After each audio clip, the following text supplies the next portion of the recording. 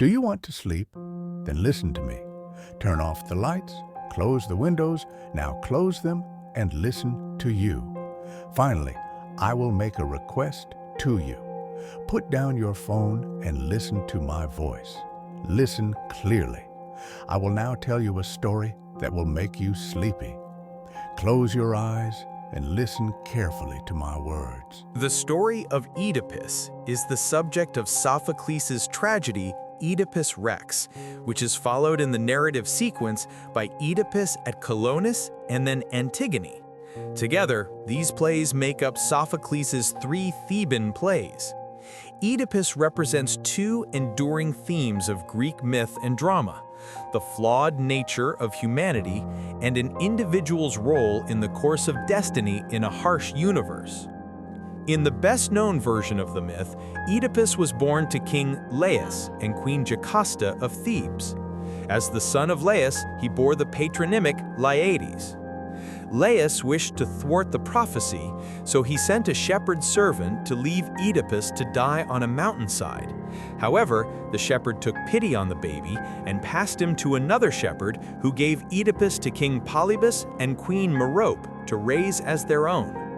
Oedipus learned from the oracle at Delphi of the prophecy that he would end up killing his father and marrying his mother, but unaware of his true parentage, believed he was fated to murder Polybus and marry Merope, and so he left for Thebes.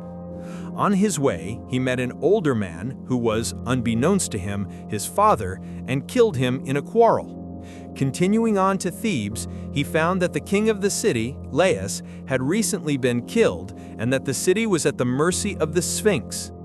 Oedipus answered the monster's riddle correctly, defeating it and winning the throne of the dead king and the hand in marriage of the king's widow, who was also, unbeknownst to him, his mother Jocasta.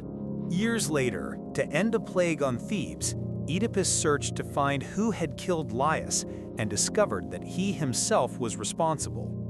Jocasta, upon realizing that she had married her own son, hanged herself. Oedipus then seized 2 pins from her dress and blinded himself with them. The legend of Oedipus has been retold in many versions and was used by Sigmund Freud to name and give mythic precedent to the Oedipus complex.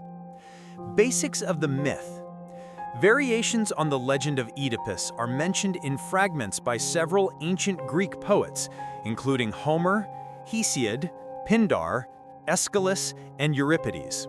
However, the most popular version of the legend comes from the set of Theban plays by Sophocles: Oedipus Rex, Oedipus at Colonus, and Antigone.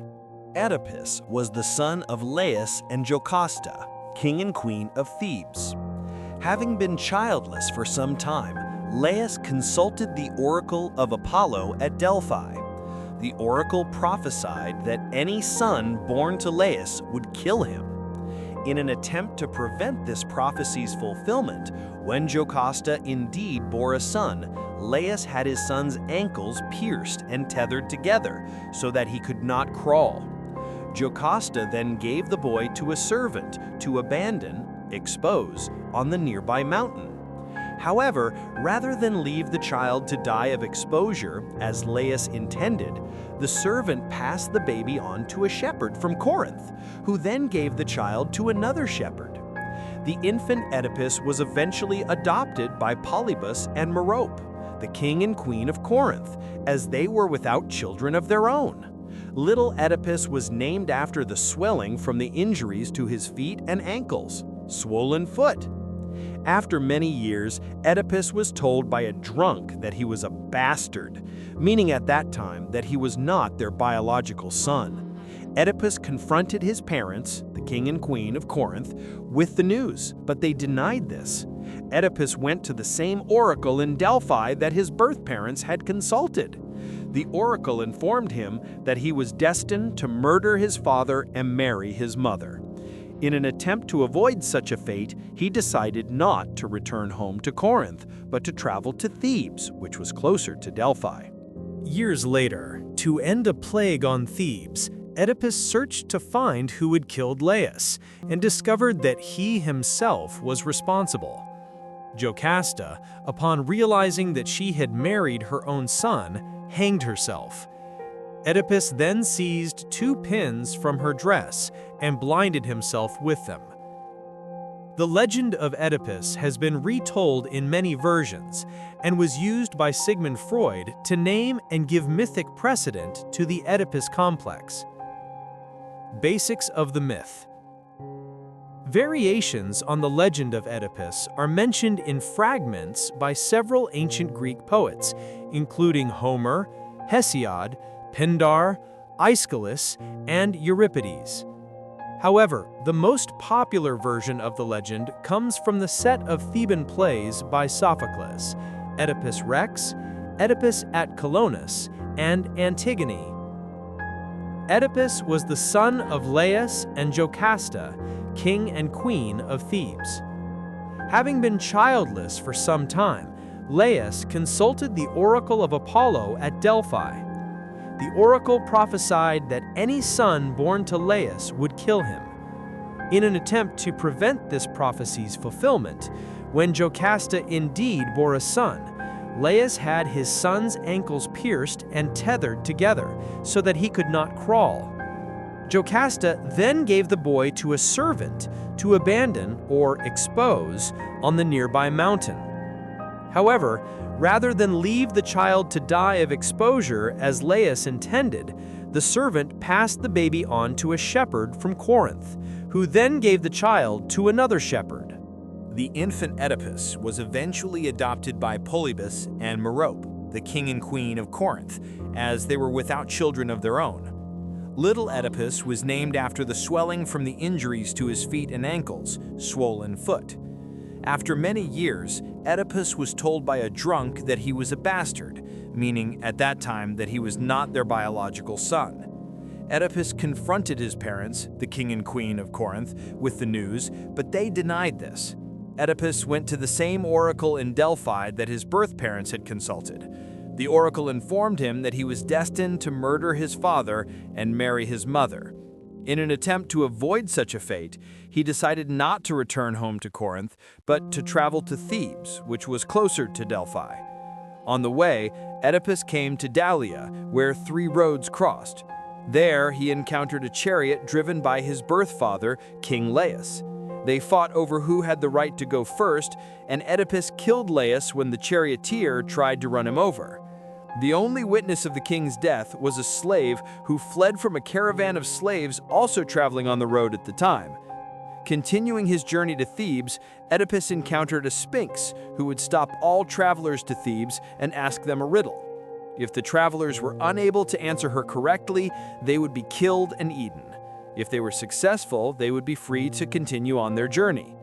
The riddle was, what walks on 4 feet in the morning, 2 in the afternoon, and 3 at night? Oedipus answered, man. As an infant, he crawls on all 4s. As an adult, he walks on 2 legs, and in old age, he uses a walking stick. Oedipus was the first to answer the riddle correctly. The Sphinx was so embarrassed that someone had solved her riddle that she killed herself by jumping off of a cliff.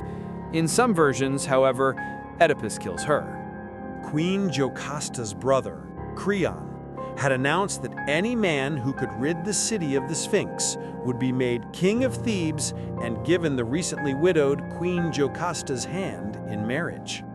This marriage of Oedipus to Jocasta fulfilled the rest of the prophecy. Oedipus and Jocasta had 4 children, sons Eteocles and Polynices, and daughters Antigone and Ismene. Many years later, a plague of infertility struck the city of Thebes, affecting crops, livestock, and the people. Oedipus asserted that he would end the pestilence. He sent Creon to the oracle at Delphi, seeking guidance. When Creon returned, Oedipus learned that the murderer of King Laius must be brought to justice, and Oedipus himself cursed the killer of his wife's late husband, saying that he would be exiled. Creon also suggested that they try to find the blind prophet Tiresias, who was widely respected. Oedipus sent for Tiresias, who warned him not to seek Laius's killer. In a heated exchange, Tiresias was provoked into exposing Oedipus himself as the killer, and the fact that Oedipus was living in shame because he did not know who his true parents were. Oedipus angrily blamed Creon for the false accusations, and the two argued. Jocasta entered and tried to calm Oedipus by telling him the story of her firstborn son and his supposed death. Oedipus became nervous as he realized that he may have murdered Laius, and so brought about the plague. Suddenly, a messenger arrived from Corinth with the news that King Polybus had died. Oedipus was relieved, for the prophecy could no longer be fulfilled if Polybus, whom he believed to be his birth father, was now dead. Still, he knew that his mother was still alive and refused to attend the funeral at Corinth. To ease the tension, the messenger then said that Oedipus was, in fact, adopted. Jocasta, finally realizing that he was her son, begged him to stop his search for Laius's murderer. Oedipus misunderstood her motivation, thinking that she was ashamed of him because he might have been born of low birth. Jocasta, in great distress, went into the palace where she hanged herself. Oedipus sought verification of the messenger's story from the very same herdsman who was supposed to have left Oedipus to die as a baby. From the herdsman, Oedipus learned that the infant who was raised as the adopted son of Polybus and Merope was the son of Laius and Jocasta. Thus, Oedipus finally realized that the man he had killed so many years before was his father and that he had married his mother. Events after the revelation depend on the source. In Sophocles' plays, Oedipus went in search of Jocasta and found she had killed herself. Using the pin from a brooch, he took off Jocasta's gown. Oedipus blinded himself and was then exiled. His daughter Antigone acted as his guide as he wandered through the country, finally dying at Colonus, where they had been welcomed by King Theseus of Athens. However, in Euripides' plays on the subject, Jocasta did not kill herself upon learning of Oedipus's birth, and Oedipus was blinded by a servant of Laius. The blinding of Oedipus does not appear in sources earlier than Aeschylus. Some older sources of the myth, including Homer, state that Oedipus continued to rule Thebes after the revelations and after Jocasta's death. Oedipus's two sons, Eteocles and Polynices, arranged to share the kingdom, each taking an alternating one-year reign. However, Eteocles refused to cede his throne after his year as king. Polynices brought in an army to oust Eteocles from his position, and a battle ensued. At the end of the battle, the brothers killed each other, after which Jocasta's brother, Creon, took the throne. He decided that Polynices was a traitor and should not be given burial rights. Defying this edict, Antigone attempted to bury her brother. In Sophocles' Antigone, Creon had her buried in a rock cavern for defying him, whereupon she hanged herself. However, in Euripides' lost version of the story, it appears that Antigone survives. Ancient sources, 5th century BC. Most, if not all, of our knowledge of Oedipus comes from the 5th century BC. Though these stories principally deal with his downfall, various details still appear on how Oedipus rose to power. King Laius of Thebes hears of a prophecy that his infant son will one day kill him. He pierces Oedipus's feet and leaves him out to die, but a shepherd finds him and carries him away. Years later, Oedipus, not knowing he was adopted, leaves home in fear of the same prophecy that he will kill his father and marry his mother. Laius journeys out to seek a solution to the Sphinx's mysterious riddle. As prophesied, Oedipus and Laius cross paths, but they do not recognize each other. A fight ensues, and Oedipus kills Laius and most of his guards. Oedipus goes on to defeat the Sphinx by solving a riddle to become king. He marries the widowed queen Jocasta, unaware that she is his mother. A plague falls on the people of Thebes. Upon discovering the truth, Oedipus blinds himself and Jocasta hangs herself. After Oedipus is no longer king, Oedipus's brother's sons kill each other. Some differences with older stories emerge. The curse of Oedipus's sons was elaborated on retroactively to include Oedipus and his father, Laius. Oedipus now steps down from the throne instead of dying in battle. Additionally, rather than his children being by a second wife, Oedipus's children are now by Jocasta, hence they are his brothers as well. Pindar's Second Olympian Ode. In his Second Olympian Ode, 476 BC, Pindar writes, "Laius's tragic son, crossing his father's path, killed him and fulfilled the oracle spoken of old at Pytho. And sharp-eyed Eternus saw and slew his warlike children at each other's hands. Yet Tersandros survived fallen Polynices and won the honor in youthful contests and the brunt of war, a scion of aid to the house of Adrastos." Lines 35 to 40. Aeschylus's Seven Against Thebes trilogy, 467 BC. In 467 BC, the Athenian playwright Aeschylus most notably wrote a trilogy based on the myth of Oedipus, winning him the first prize at the city Dionysia. Of the plays, Laius was the first, Oedipus was second, and Seven Against Thebes was the third play and the only one to have survived. In Seven Against Thebes, Oedipus's sons Eteocles and Polynices kill each other warring over the throne. Much like his Oresteia, the trilogy would have detailed the tribulations of a house over 3 successive generations. The satire play that followed the trilogy was called The Sphinx. Sophocles' Theban plays. The 3 surviving works of Sophocles' Theban plays consists of Oedipus Rex, also called Oedipus Tyrannus or Oedipus the King, Oedipus at Colonus, and Antigone. All 3 plays concerned the fate of the city of Thebes during and after the reign of King Oedipus, and have often been published under a single cover. Originally, Sophocles had written the plays for 3 separate festival competitions, many years apart. Not only are the Theban plays not a true trilogy, 3 plays presented as a continuous narrative, they are not even an intentional series and contain some inconsistencies among them. Sophocles also wrote other plays focused on Thebes, most notably the Epigony, of which only fragments have survived. Oedipus Rex.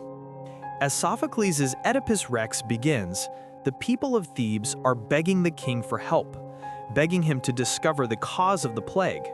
Oedipus stands before them and swears to find the root of their suffering and to end it. Just then, Creon returns to Thebes from a visit to the oracle.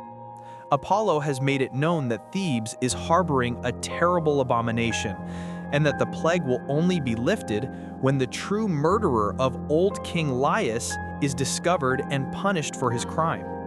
Oedipus swears to do this, not realizing that he is himself the culprit. The stark truth emerges slowly over the course of the play, as Oedipus clashes with the blind seer Tyserius, who senses the truth. Oedipus remains in strict denial, though, becoming convinced that Tyserius is somehow plotting with Creon to usurp the throne. Realization begins to slowly dawn in scene 2 of the play, when Jocasta mentions out of hand that Laius was slain at a place where 3 roads meet. This stirs something in Oedipus's memory, and he suddenly remembers the men he fought and killed one day long ago at a place where 3 roads met. He realizes, horrified, that he might be the man he's seeking. One household servant survived the attack and now lives out his old age in a frontier district of Thebes. Oedipus sends immediately for the man to either confirm or deny his guilt. At the very worst, though, he expects to find himself to be the unsuspecting murderer of a man unknown to him. The truth has not yet been made clear. The moment of epiphany comes late in the play. At the beginning of scene 3, Oedipus is still waiting for the servant to be brought into the city when a messenger arrives from Corinth to declare that King Polybus of Corinth is dead. Oedipus, when he hears this news, feels much relieved because he believed that Polybus was the father whom the oracle had destined him to murder, and he momentarily believes himself to have escaped fate. He tells this all to the present company, including the messenger, but the messenger knows that it is not true. He is the man who found Oedipus as a baby in the pass of Cithaeron and gave him to King Polybus to raise. He reveals, furthermore, that the servant who is being brought to the city as they speak is the very same man who took Oedipus up into the mountains as a baby. Jocasta realizes now all that has happened. She begs Oedipus not to pursue the matter further. He refuses, and she withdraws into the palace as the servant is arriving. The old man arrives, and it is clear at once that he knows everything. At the behest of Oedipus, he tells it all. Overwhelmed with the knowledge of all his crimes, Oedipus rushes into the palace where he finds his mother-wife dead by her own hand. Ripping a brooch from her dress, Oedipus blinds himself with it. Bleeding from the eyes, he begs his uncle and brother-in-law Creon, who has just arrived on the scene, to exile him forever from Thebes. Creon agrees to this request. Oedipus begs to hold his two daughters, Antigone and Ismene, with his hands one more time, to have their eyes full of tears, and Creon, out of pity, sends the girls in to see Oedipus one more time. Oedipus at Colonus. In Sophocles' Oedipus at Colonus, Oedipus becomes a wanderer, pursued by Creon and his men.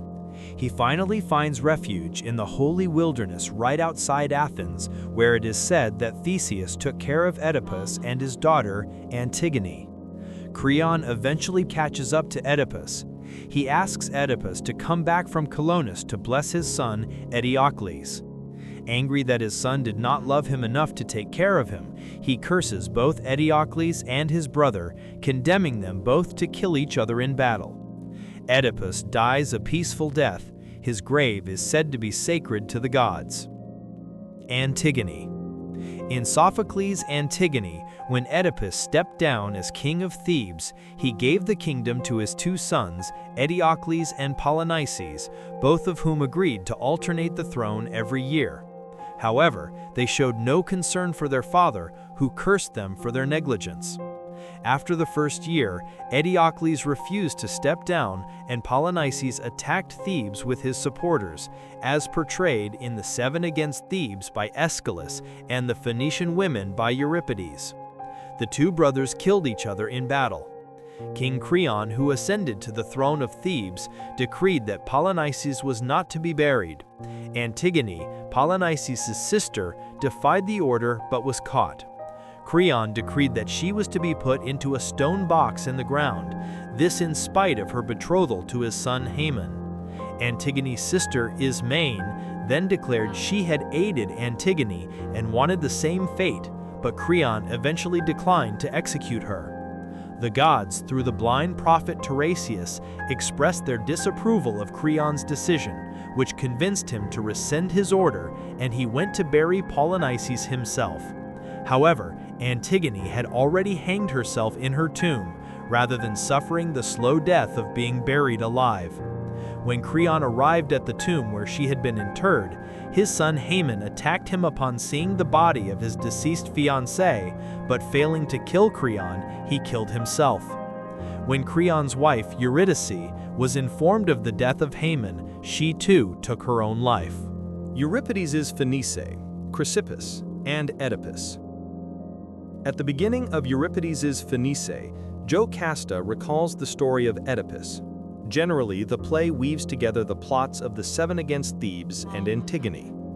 The play differs from the other tales in two major respects. First, it describes in detail why Laius and Oedipus had a feud. Laius ordered Oedipus out of the road so his chariot could pass, but proud Oedipus refused to move. Second, in the play, Jocasta has not killed herself at the discovery of her incest. Otherwise, she could not play the prologue for fathomable reasons. Nor has Oedipus fled into exile, but they have stayed in Thebes only to delay their doom until the fatal duel of their sons/brothers/nephews Eteocles and Polynices. Jocasta commits suicide over the two men's dead bodies, and Antigone follows Oedipus into exile. In Chrysippus, Euripides develops backstory on the curse. Laius's sin was to have kidnapped Chrysippus, Pelops' son, in order to violate him, and this caused the gods' revenge on all his family. Laius was the tutor of Chrysippus, and raping his student was a severe violation of his position as both guest and tutor in the house of the royal family hosting him at the time. Extant vases show a fury hovering over the lecherous Laius as he abducts the rape victim. Furies avenged violations of good order in households, as can be seen most clearly in such texts as the Libation Bearers by Aeschylus. Euripides wrote also an Oedipus, of which only a few fragments survive. The first line of the prologue recalled Laius's hubristic action of conceiving a son against Apollo's command. At some point in the action of the play, a character engaged in a lengthy and detailed description of the Sphinx and her riddle, preserved in 5 fragments from Oxyrhynchus, published by Eric Gardner Turner in 1962. The tragedy also featured many moral maxims on the theme of marriage, preserved in the Anthologion of Stabaeus. The most striking lines, however, state that in this play, Oedipus was blinded by Laius's attendants, and that this happened before his identity as Laius's son had been discovered, therefore marking important differences with the Sophoclean treatment of the myth, which is now regarded as the standard version. Many attempts have been made to reconstruct the plot of the play, but none of them is more than hypothetical because of the scanty remains that survive from its text and of the total absence of ancient descriptions or resumes, though it has been suggested that a part of Hyginus's narration of the Oedipus myth might in fact derive from Euripides' play. Some echoes of the Euripides and Oedipus have been traced also in a scene of Seneca's Oedipus, see below, in which Oedipus himself describes to Jocasta his adventure with the Sphinx. Other playwrights. At least 3 other 5th century BC authors who were younger than Sophocles wrote plays about Oedipus. These include Achaeus of Eretria, Nicomachus, and the elder Xenocles. Later editions. The Bibliotheca, a Roman-era mythological handbook, includes a riddle for the Sphinx, barring the poetry of Hesiod. What is that which has one voice and yet becomes 4-footed and 2-footed and 3-footed? Later addition to Aeschylus's 7 against Thebes. Due to the popularity of Sophocles' Antigone, c. 442 BC, the ending, lines 1005 to 1078, of 7 against Thebes was added some 50 years after Aeschylus's death, whereas the play, and the trilogy of which it is the last play, was meant to end with somber mourning for the dead brothers. The spurious ending features a herald announcing the prohibition against burying Polynices, and Antigone's declaration that she will defy that edict. Post-classical literature. Oedipus was a figure who was also used in the Latin literature of ancient Rome. Julius Caesar wrote a play on Oedipus, but it has not survived into modern times. Ovid included Oedipus in Metamorphoses, but only as the person who defeated the Sphinx. He makes no mention of Oedipus's troubled experiences with his father and mother. Seneca the Younger wrote his own play on the story of Oedipus in the 1st century AD. It differs in significant ways from the work of Sophocles. Some scholars have argued that Seneca's play on the myth was intended to be recited at private gatherings and not actually performed. It has, however, been successfully staged since the Renaissance. It was adapted by John Dryden in his very successful heroic drama Oedipus, licensed in 1678. The 1718 Oedipus was also the first play written by Voltaire. A version of Oedipus by Frank McGuinness was performed at the National Theatre in late 2008, starring Rolf Fiennes and Claire Higgins. In the late 1960s, Ola Rotimi published a novel and play, The Gods Are Not to Blame, which retells the Oedipus myth happening in the Yoruba kingdom.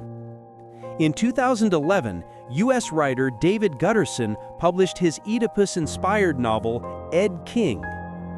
In folkloristics, the myth of Oedipus is classified in the International Arne Thompson Uther Index as tale type ATU 931, Oedipus.